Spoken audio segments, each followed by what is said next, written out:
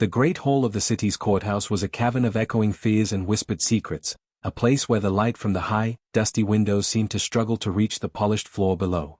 On this particular morning, the air was thick with a nervous tension, for a man named Donato was on trial. He was a man who, it was said, held the shadowy threads of the city's underworld in his grasp, a man whose name was spoken in hushed tones in the marketplace and the docks. The authorities were certain of his guilt, but the law demanded proof, and proof was a slippery thing where Donato was concerned. And so, the court had hired a translator, a young woman named Liliana, to ensure every word he uttered was perfectly understood. Liliana was a picture of quiet grace amidst the storm of the courtroom. At 22 years of age, she possessed a gentle beauty, but it was her reputation for honesty and her sharp, intelligent mind that had earned her this difficult job. She sat at a small wooden table, her hands folded neatly over her notebook, her heart a frantic drum against her ribs. She had heard the stories, of course. Everyone had. They said Donato was ruthless, a man of cold smiles and colder intentions. She tried to push the rumors from her mind, focusing instead on the duty she had been given. When the side door opened and he entered, the very atmosphere in the room seemed to shift. Donato was not a large man, but he carried with him an immense presence that filled the space. He was dressed in a fine, dark suit, his hair impeccably styled, and on his hands, which were resting calmly at his sides, she could see the faint, pale traces of old scars. But it was his eyes that held her. They were a deep, penetrating brown, and as they swept across the room, they seemed to catalogue every person, every weakness, every unspoken thought. When his gaze finally landed on her, Liliana felt a chill, as if she had been seen in a way she had never been seen before. The proceedings began, and the chief magistrate, a man with a beard as white as snow and a voice like rolling thunder, began to ask his questions. Donato's answers were short, clipped, and deliberately unhelpful. He was playing a game, and everyone in the room knew it. Liliana did her job flawlessly, her voice steady as she translated each question and each evasive answer. But with every passing moment, Donato's attention seemed to focus more and more on her. He would answer the magistrate, but his eyes would remain fixed on Liliana, as if he were studying her, testing the strength of her spirit. After nearly an hour of this tense back and forth, the magistrate posed a particularly sharp question, implying Donato had no honor. A dark flicker passed through Donato's eyes, and he leaned back in his chair, a slow, infuriating smirk spreading across his face. He directed his next words not at the magistrate, but directly at Liliana, his voice a low, silken murmur that was meant for her alone. "Tell the good magistrate," he said, his Sicilian smooth as aged wine, "that some men's honor is not so cheap that it can be bought for the price of a few questions in a stuffy room." The insult hidden within his words, the sheer arrogance of it, sent a hot flush of anger through Liliana's veins. She was a professional, bound by her oath to be neutral, but in that moment, she felt a surge of pure, unadulterated defiance. She lowered her head, pretending to make a note on her paper. Her heart hammered against her ribs, and under her breath, so quietly it was little more than a breath of air, she whispered a curse her grandmother, Signora Rosa, used to say when she was truly frustrated with someone. It was an old, Sicilian saying, one she was certain a man like him would never know. Pigia lu canuni e vien ta la montagna *, she breathed. "Take your cannon and go to the mountains."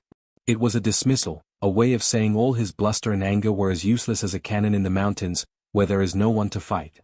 For a moment, there was only the sound of the magistrate clearing his throat, impatient for the translation. Then, a different sound cut through the quiet. It was a soft, genuine chuckle. Liliana's head snapped up. Donato was not looking at the magistrate. He was looking directly at her, and his earlier smirk had transformed into a real, wide, and deeply unsettling grin. His eyes sparkled with a mixture of amusement and something else, something like admiration. He leaned forward, his elbows on the table, closing the space between them in a way that felt both intimate and dangerous. "Say that again," he said, his voice dropping to a whisper that seemed to weave through the air between them, "but this time, look at me." A jolt of pure terror, cold and sharp, shot down Liliana's spine. Her breath caught in her throat. He had understood. He had understood every single word. The blood drained from her face, and for a terrifying second, she was certain she had just signed her own death warrant. She could only stare at him, her eyes wide, her mind racing. How could he possibly know such an old, grandmotherly phrase? The magistrate, confused by the exchange, demanded to know what was happening. Donato, never breaking eye contact with the petrified Liliana, waved a dismissive hand. "A private joke, Your Honor," he said smoothly, switching back to the common tongue. Nothing of importance. The moment was broken, but the connection, that terrifying, electric connection, had been made. The rest of the hearing passed in a blur for Liliana. She performed her duties mechanically, her hands trembling slightly, hyper-aware of Donato's gaze upon her for every second that remained. When the court finally adjourned for the day, the magistrate slammed his gavel in frustration, for no progress had been made. Donato was led away by his guards, but as he passed her table, he paused for the briefest of moments. "My own grandmother," he murmured, just for her ears, was from a small village in the Sicilian hills.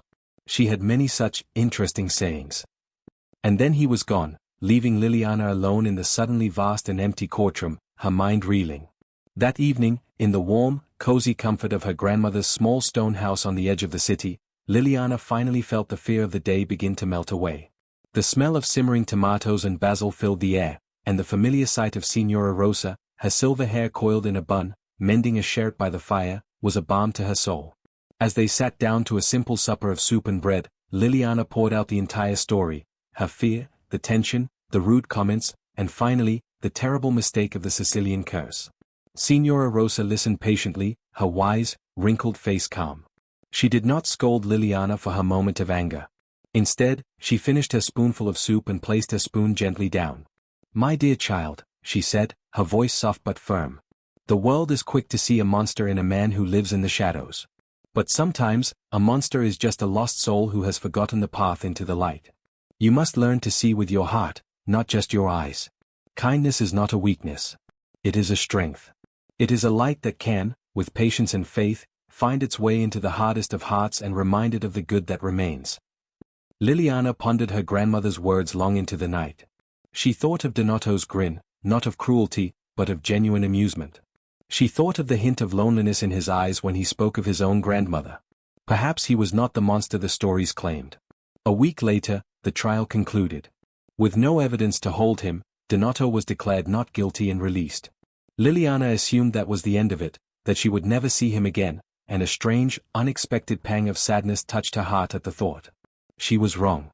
The very next day, as she was leaving the market with a basket of fresh vegetables, a familiar, well-dressed figure stepped into her path. It was Donato. But he was different. The arrogant smirk was gone, replaced by a look of sincere gravity. The dangerous glint in his eyes had softened. "Liliana," he said, and the way he said her name was like a caress. "I must speak with you."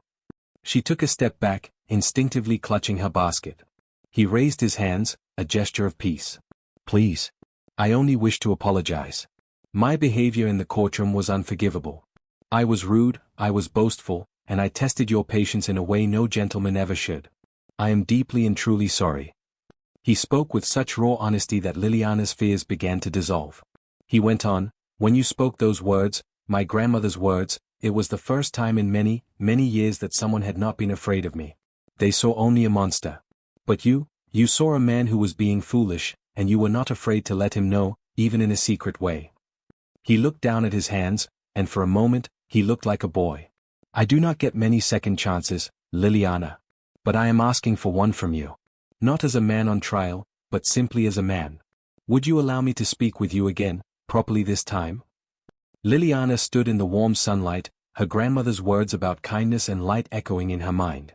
She looked at Donato, and for the first time, she did not see a mafia boss. She saw a man, humbled and asking for a chance. And in her heart, a small, hopeful flame began to flicker. She nodded slowly. "Yes," she said softly. "I would like that." The city, which had always felt so familiar to Liliana, now seemed to hold a new and secret magic in its sun-drenched stones and shaded alleyways. Donato's apology in the marketplace was not an ending, but a delicate beginning, the first fragile thread spun from what had been a knot of fear and defiance. True to his word, he did not presume upon her agreement. Instead, he began a courtship so proper, so patient, and so steeped in old-world tradition that it slowly disarmed the lingering whispers of doubt in Liliana's mind and in the minds of those who watched. He understood the importance of honor, not the false honor of the underworld, but the true honor of a man seeking to rebuild his name from the ground up. His first official visit was to Signora Rosa's small stone house. He came not under the cover of darkness, but in the full light of a Saturday afternoon, carrying a simple, respectful gift of fine olive oil and oranges from a nearby grove. He sat in Rosa's modest parlor, his large frame seeming to fill the small space, and spoke to her not with the slick charm of a businessman, but with the earnest respect of a young man addressing his elder. He looked the old woman directly in the eyes and made her a promise. "Signora Rosa," he said, his voice low and serious. "My intentions towards your granddaughter are entirely honorable. I wish to court her with your blessing, and with the understanding that she will always be chaperoned. I am here to prove my character, not to assume it." Signora Rosa, her wise eyes missing nothing, saw the sincerity etched into his features and gave her cautious, yet hopeful, approval. And so, their courtship unfolded like a slow, beautiful song. Donato did not arrive with grand, overwhelming gestures designed to impress. His efforts were quieter, more thoughtful, revealing a man who was learning to observe the world beyond power and control. Their first meeting was not a private dinner, but a walk through the city's public gardens, with Liliana's cheerful cousin, Maria, walking a discreet few paces behind them.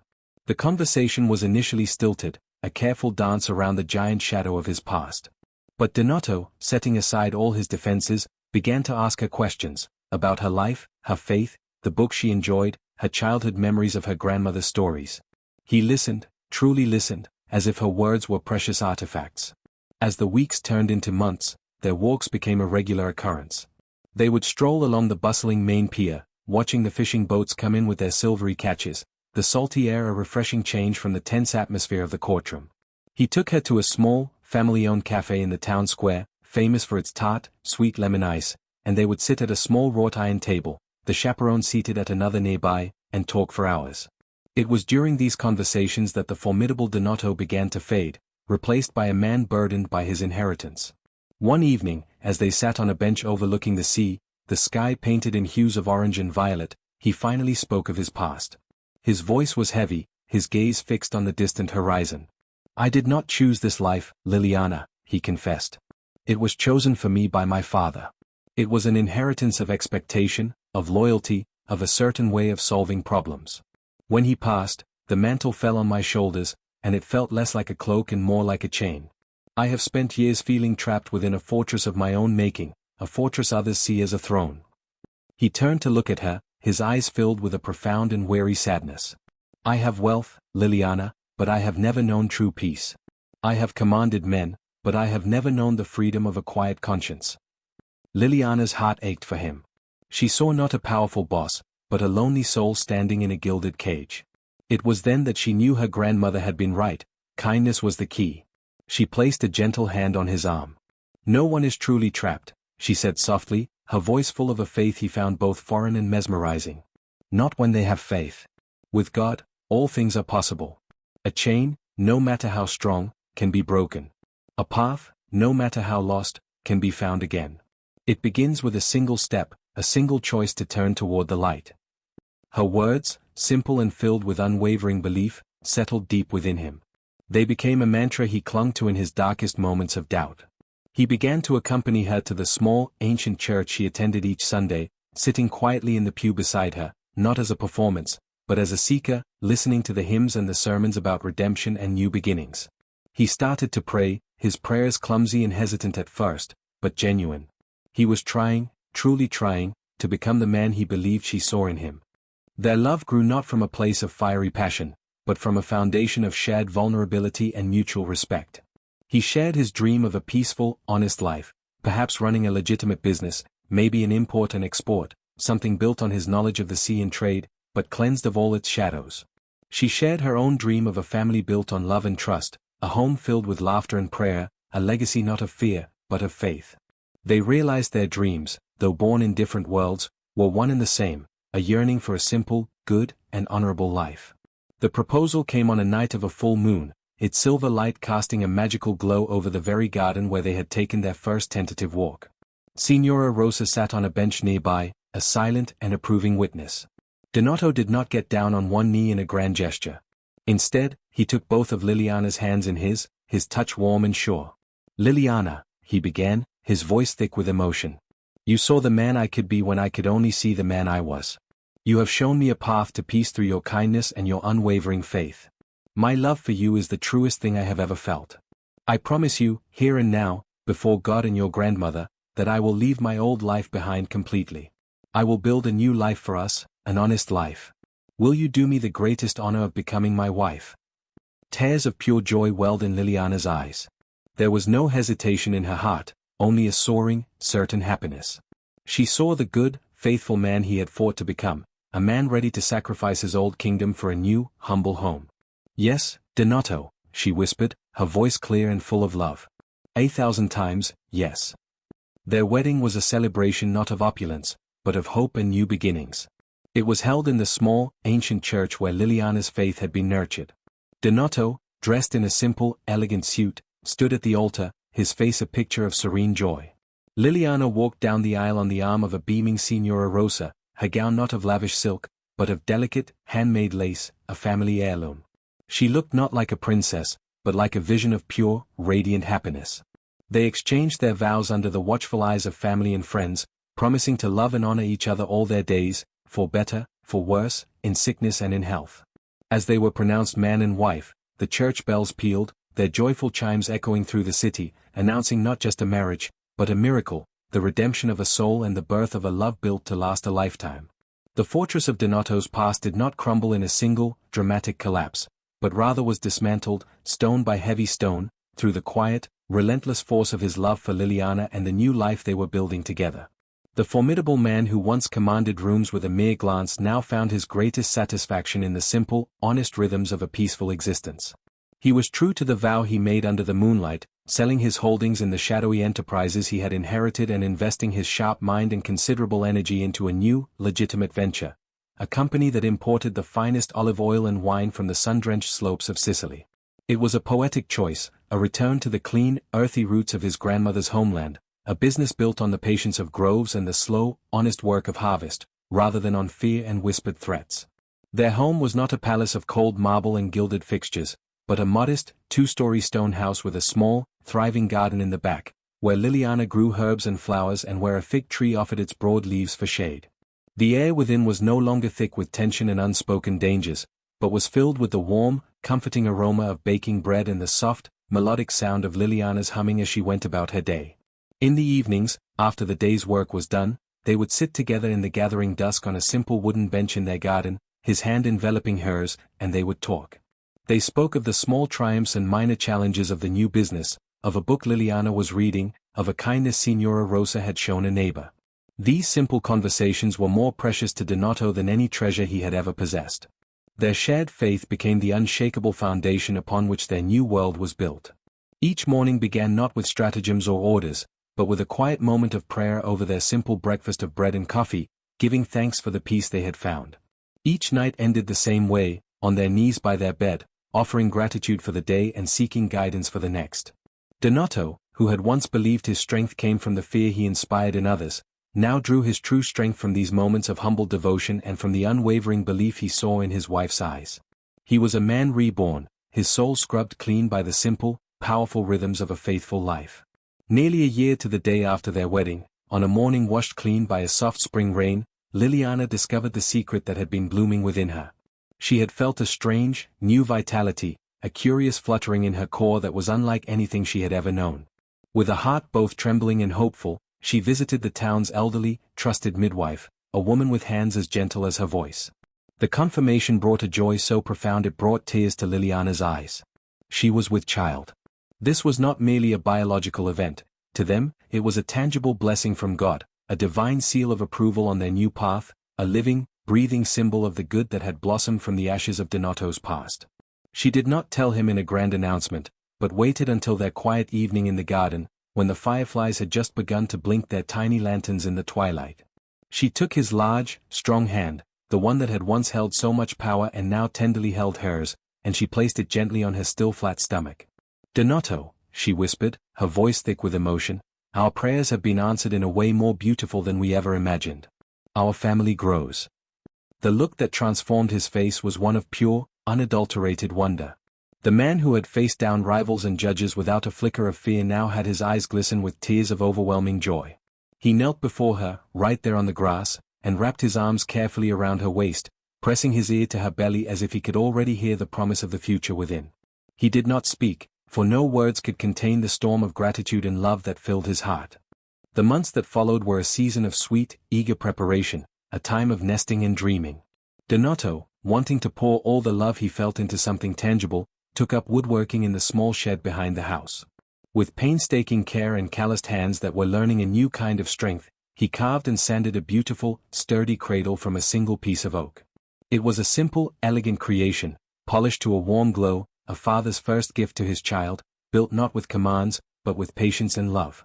Meanwhile, Liliana, with the expert guidance of Signora Rosa, sat by the hearth and sewed. She stitched tiny, soft gowns from the finest cotton, and knitted miniature booties and a delicate blanket. The clothes were simple and era-appropriate, designed not for show, but for the comfort and warmth of a precious newborn, each tiny stitch a thread of love and anticipation woven into the very fabric. As Liliana's time drew near, a shadow of natural concern passed over their happiness. The midwife spoke of the baby being large and healthy, and warned that the birth might be long and difficult. Donato never left her side, his presence a steady, calming force.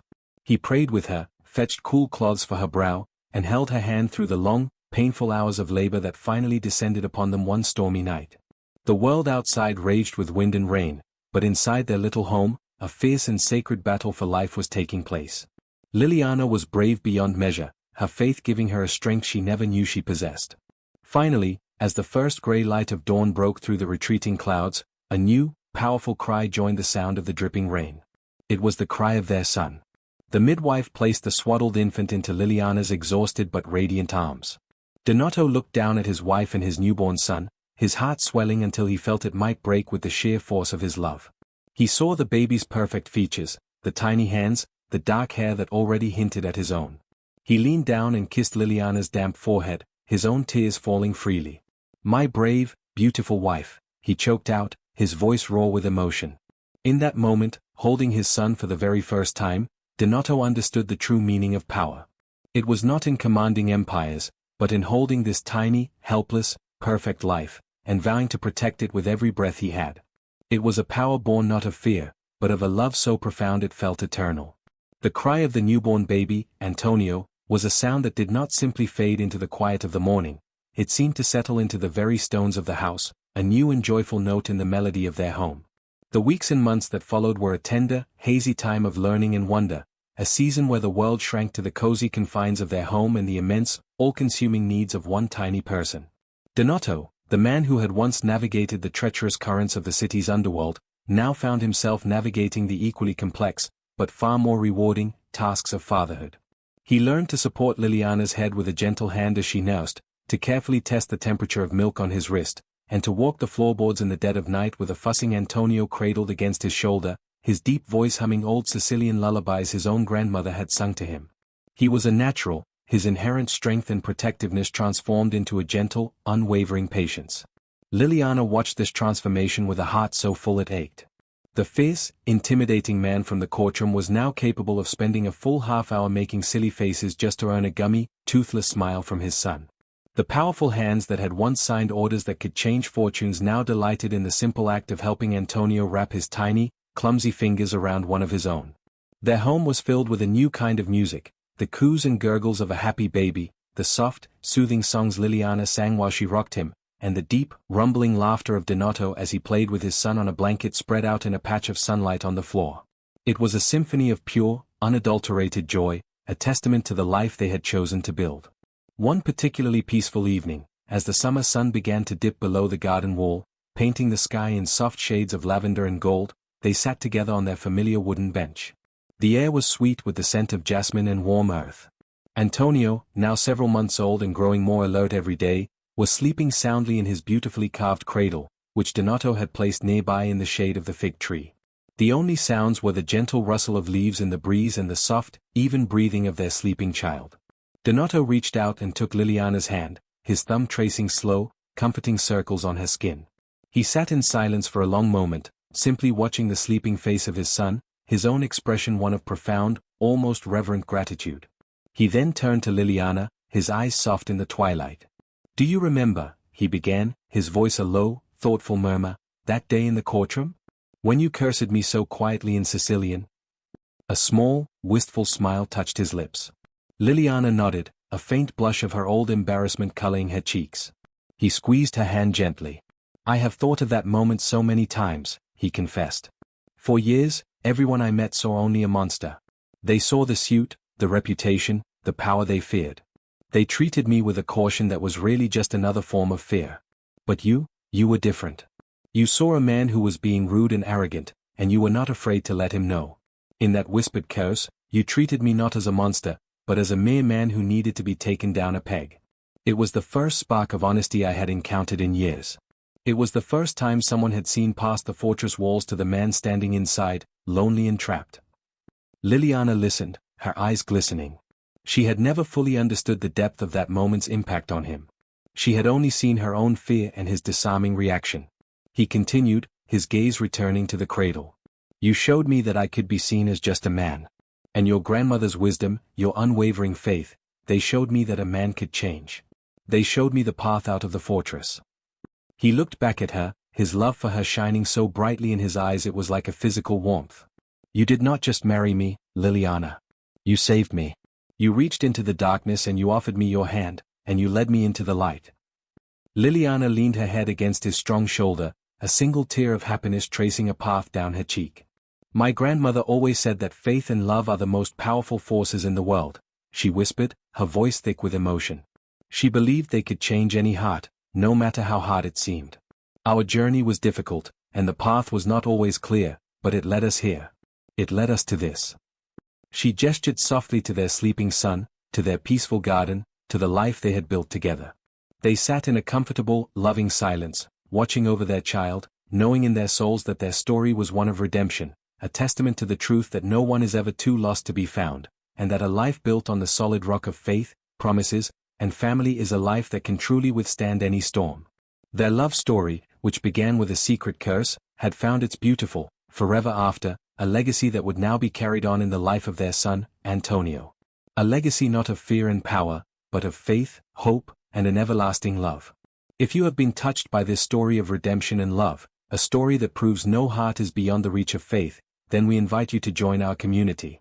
Subscribe to our channel to journey with us through more tales where darkness is met with light, where broken paths are mended, and where love, always, finds a way. Your support helps us bring more of these faith-filled stories to life. Subscribe now, and do not miss the next chapter of hope we have to share with you.